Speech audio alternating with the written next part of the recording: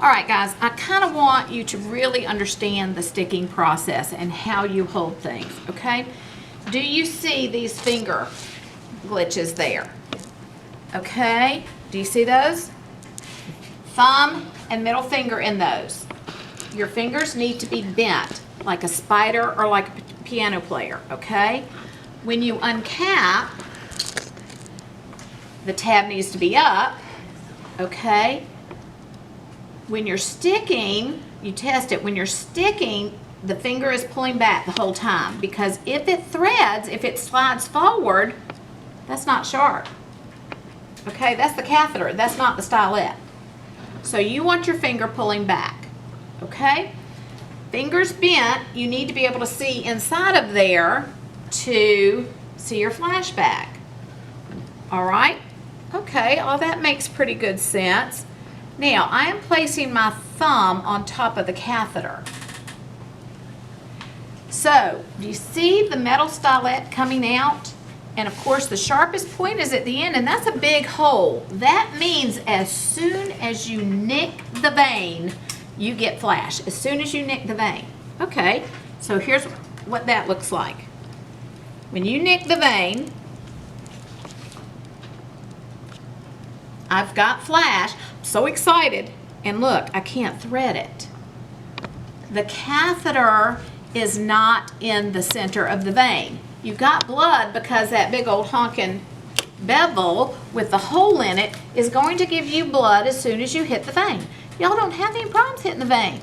You have problems threading it. Okay? So, when you hit the vein, you start at an appropriate angle. Now, on our arms, guys, the angle is way greater than on a real human being, okay?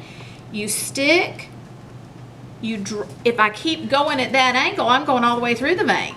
So you drop about half of the amount that you were at. Push. And now watch. Okay, and then you pull back until it clicks. Now, I want to show you something else. A lot of y'all find it difficult to see the flash if your hand is like this. So you start holding it more like this. Well, okay, fine. You're probably going to hit the vein.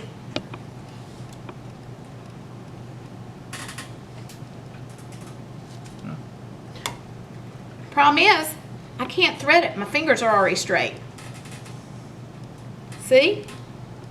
So what you end up doing is taking the whole thing in and running it through the vein. Okay? So I really need for your fingers to be bent. The last thing I'm going to say to you is I need for your shoulder not to be touching your ear. Okay? If your shoulder is up here, you don't have any flexibility. And this is not in the arm, it's actually in the wrist, okay? So y'all hear me say, by the time I'm seeing this bend like this, it's because your grip is so tight and your shoulder's up in your ear. I'm gonna say relax your shoulder, and automatically when you relax your shoulder, everything else. I want everybody's shoulder in their ear right now. How comfortable does that feel? It won't whenever you're starting out these, okay? So you're gonna be bending it, okay? So you understand about the different cleaning with the ChloraPrep. ChloraPrep is ChloraPrep, but once you clean, I don't want you to go out of the perimeter and then back in, okay? How you hold is very important, all right? When you activate the needle, you need to hear the click first and then pop. Till you hear that click, you've got an exposed stylet, okay? All righty, so I came in with this. I just completed the stick, is that correct? So I am going to start my fluids. You need to load them in the pump, and you could have certainly done that outside. So this is pump loading 101. All right, to load in the pump, you start up high, bring this little blue thing down, and it'll fall in the right place. And then this pushes in the hole. Okay, got that? Let's say you overshot and didn't get it. You can put this in the hole, stretch that up and put it in. Okay, there's another little notch down here. that you need to get that in. Hold it, mash the lever. Okay? To turn it on, just turn it on. This is a computer, so it has to boot up. Okay? So, could you have cut it on and then loaded it? Yes. Some things order matters on, some things it doesn't. Okay? All right, now because I'm just doing the pump, I don't need the goggles. All right, is this a new patient? Yes. The patient ID is going to depend on the floor you're on. Okay, so da-da-da-da-da, confirm. All right, these are the channels. I call them kind of the remote to get to the right thing. At our house, if my husband is not home, the only thing I can watch is the television because we have 4 remotes and it's just, sometimes I can't even watch television because one of the remotes is to the sound. Okay? If you're not using the right remote, the TV is not going to do what you want it to do. Okay? So, it says A and B. I have A and B. These pumps will hold up to 4. Some people call them the brains. They will hold up to 4. To get to it, you have to select the remote. So I hit channel select and look what just happened. Okay? It says primary rate. My rate was $1.15 an hour, correct? $1.15. Okay, good. I can hit enter or I can go straight to volume to be infused. Sometimes there's more than one way to navigate, okay? Volume to be infused. Now, if I put 500, this could, because there is a slight overfill or underfill in every bag, this could run all the way down in here, and my only recourse would be to reprime it, okay? Or to pull the air out some other way, because I can't get it to go back up, okay?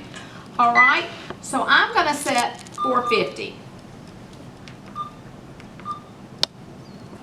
Now, there's no real magic number, okay? I kind of do it based on my infusion time. I don't want a 2-hour window. I want about a 30-minute window, okay? So whenever I hit start. Now, because I'm not hooked up, this will probably time out, okay? You do not have to have it programmed to hook up. You do have to have it loaded in the machine. The machine is not going to allow this to bolus into your patient. Now guys, quite frankly, if sodium chloride boluses into your patient for a minute, it's not a big deal. If heparin, dopamine, nitroglycerin, Levophed, any of those medicated drips do, it is a really big deal and makes for a really long, not so fun shift, okay?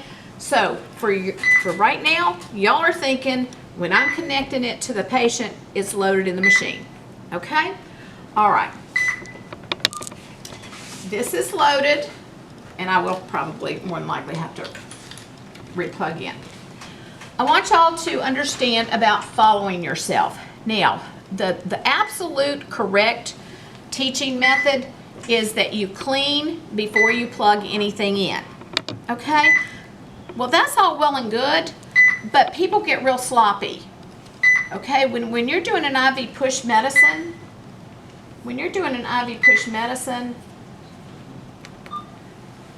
it is flush, give the medicine, flush, give the next medicine, flush, and people just start taking that alcohol swab and that's not cleaning, okay? We are saying if you clean correctly, that doesn't mean putting your hot little hands all over this sterile alcohol. A-E-E-E-E-E-E-E-E-E-E-E-E-E-E's. Okay? You see how I've got it wrapped around there? Or you could use a scrub hub, and I do love me some scrub hubs, okay? And you attach, then you can follow yourself. If you don't leave it, if it is within a very short time frame, so I could attach my flush, attach my medicine, take it off, I can't lay this down, I can't contaminate it. Does that make sense? You can only do that if you are following yourself. If you're out in the hall, are you following yourself? Once this IV has been running for 10 minutes, are you following yourself? No. Okay? So I just started this, loaded it. I never took this off. Am I following myself? Yes. Okay? It's not wrong to clean, but I don't have to. We're saying you are following yourself. Okay? And I'm going to secure this with 2 more pieces of tape. One for the IV and one for this heavy INT. Okay? Little old people try to keep as much tape off their skin as possible. Okay, let's see. I'm sure it